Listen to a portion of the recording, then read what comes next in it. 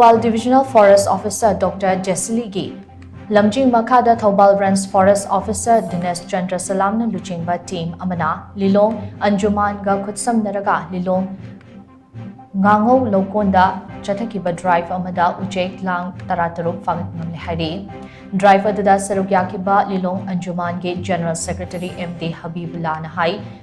lamlaki sao Uchek yokhatna bagi pandam da drive ase chathabani miyam nasu lamlaki sao Uchek yokhatna bahot na bada mating pangmina se Uchek lang Phagatpa ge drive ase makata na chathakigani hainasu mahak makata na fongdoratli Therefore, Thoubal ki makha da leiba aro yauna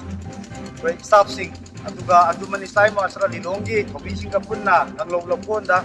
we sao chek sing pharaga sumaina tawbasi lang koi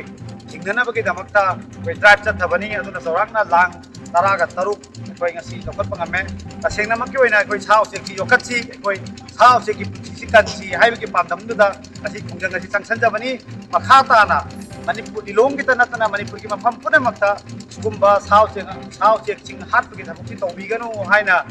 koi ngasi anjuman isai mo ashragi General Secretary amo oina mayam da apilam tang tawdari loina makha ta na sigum laba koi ki drive ase makha ta na chathaki gani haina koi anjuman amadi